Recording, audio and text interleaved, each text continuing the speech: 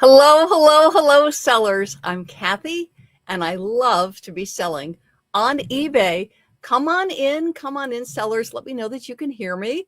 I'm thrilled to be with you on this topic because I've been hearing this lately the past couple weeks, which is eBay's changing for the worse. eBay is just awful. I'm leaving eBay. I've had it. That's it. I'm done. I'm leaving eBay. Have you been hearing that? I certainly have. So come on in. We're going to talk about this. Thanks for you that joined me on my Facebook business page. I love to be selling. I really appreciate you. On my YouTube channel, Kathy Terrill, I love to be selling. And you download me on my podcast, Kathy Terrill, I love to be selling.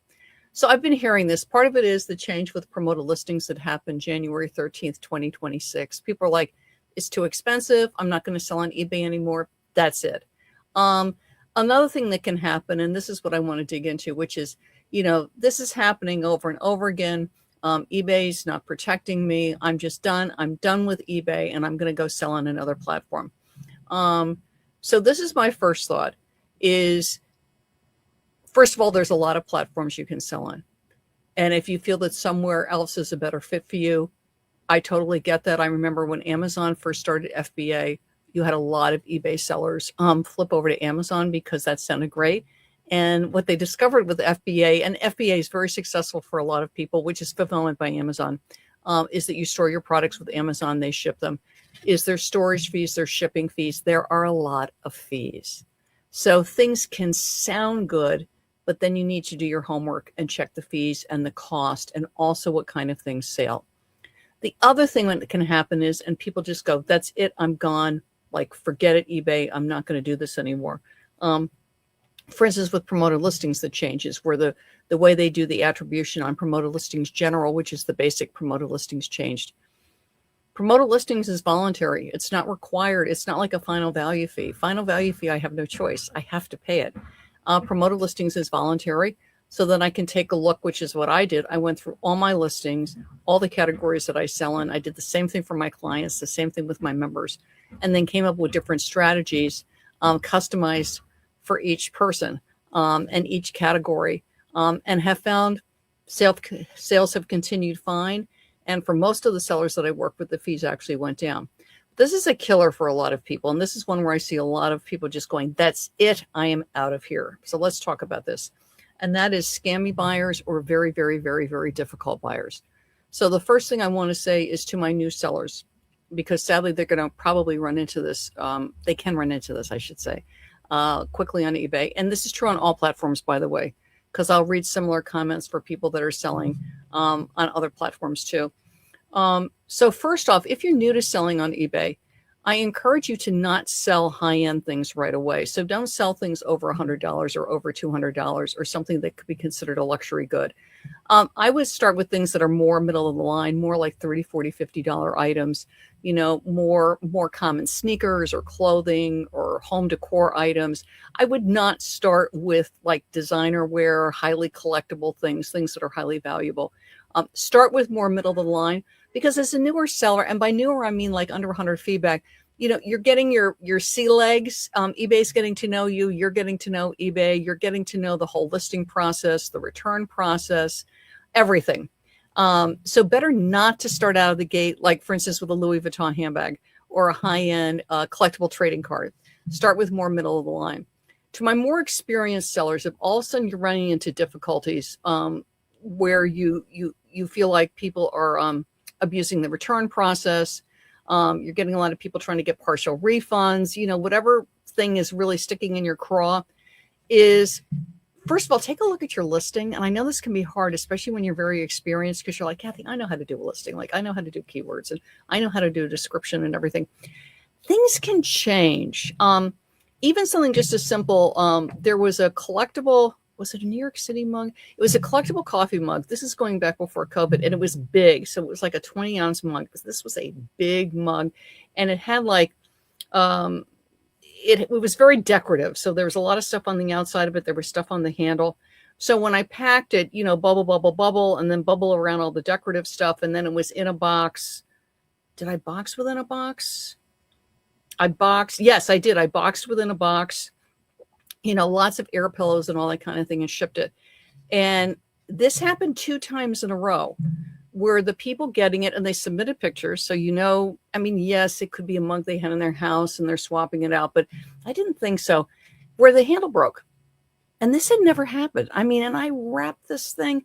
It had never happened before. So I went back, I took a look, and what I did was I literally doubled the wrapping on the handle than I normally did.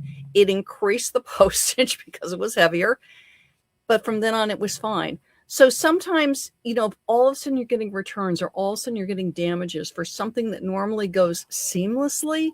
It's like, yes, you can think, oh, these, crummy buyers, or, oh, this crummy postal system or UPS or whatever. If they're handling it heavier, they're handling it heavier. If they're throwing things around, they're throwing things around. I mean, I have stood in the post office and watched them take packages and throw them literally, 6 feet across the room. And I go, ah. So I need to pack accordingly. So I redid the packing. The shipping was a little bit more money. I was still making good enough margins that I sucked it up. The other thing is that you're experienced seller and you're going into a category you don't normally sell in, or you're going into a category you haven't sold in for a while, like over a year. So you're going back to it with the assumptions that you had from a year ago. And all I can tell you is, with AI and with more buyers coming on and with more sellers coming on and everything constantly changing on eBay, is even if I sold that thing or that category a year ago, I need to go back and see what current prices are, also current listing style. And what I'll typically do, so let's say I'm going into board games, right? I haven't sold a board game for a couple of years. Is I go and look for people. First of all, I'll go and look for top rated sellers and top rated plus. And then I go in within them and I look in their store or their listings and see if they have a bunch of board games. Because then my experience is, okay, they're used to selling this and they're selling them pretty frequently. And then I take a look at what their titles are like, what their descriptions are like, what they are calling out. I bring this up. I was chatting with a friend last week who sells a lot of Pokemon cards, which is not a category I sell in at all. I have sold collectible baseball cards for friends that are pruning their personal collections. So I'm not buying a card to resell it. I am selling basically consignment. I'm selling consignment for friends. So they know the card, they know where they bought it. All of them had been authenticated. So I learned a lot about selling sporting cards by going and looking at the guys and the gals who were clearly professional sellers and seeing how they formatted their listings. And I mimicked it and I did very well and got the card sold. We got good prices. But anyway, so back to my friend with the Pokemon card. So what he was telling me is he can actually, for those of you that sell cards or things that would be similar to this, he says, Kathy, I can sell mine for more than the going rate. And he said, this is why. Because he said, I'm going to grab a piece of paper to show this off. So let's pretend this is a Pokemon card. He said, besides the front and the back, he said, I show all the edges. And I do close-ups on all the edges. He said, card people are nuts about the edges. He said, I also say in the description that I am shipping it in a protected mailer with cardboard to protect the card so it's not going to get all folded and indented. Because believe it or not, people take cards and they throw them in polys, which is like, And he said, collectors are nuts about the condition of the cards. So corners, corners, corners, corners.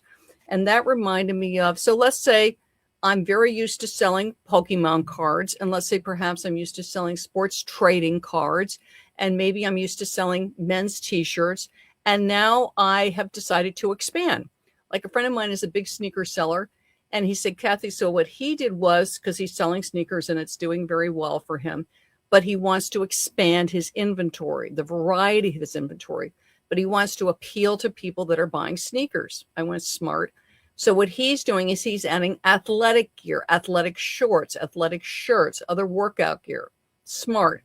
So I was talking with him about selling sneakers. So if you're selling sneakers, this is casual, or if you're looking to scale it more full-time, because sneakers are a top selling category on eBay, all kinds of sneakers. It doesn't just need to be the $500, $1,000, crazy collectible sneakers. It's all varieties of sneakers.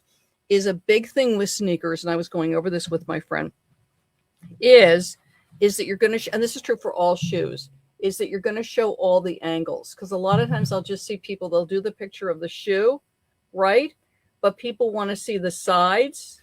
They want to see the top.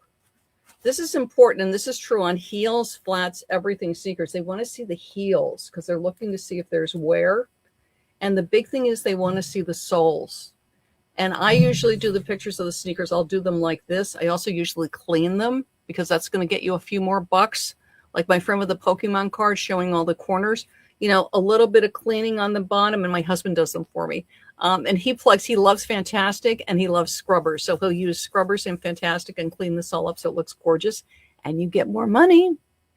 So the big thing is to think like a buyer, right? Which is to show it. So listen, if you're doing this, show the bottoms, okay?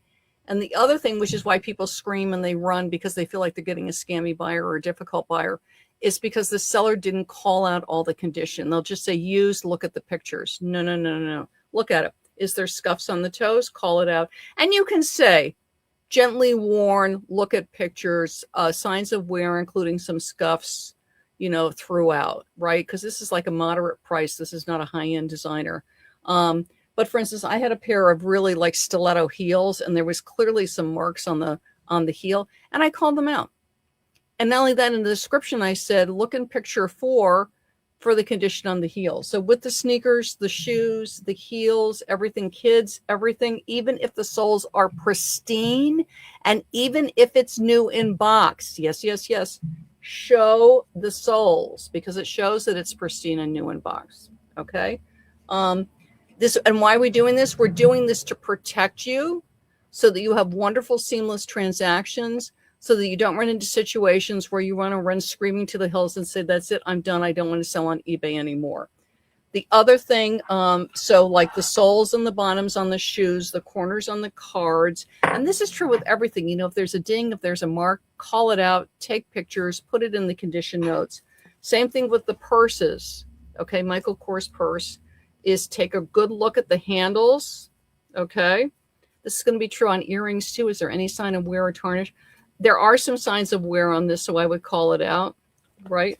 And the other thing, just like with the sneakers and the shoes, with purses, people really care about the bottoms. So show it, call it out, call the condition. Again, why am I doing this?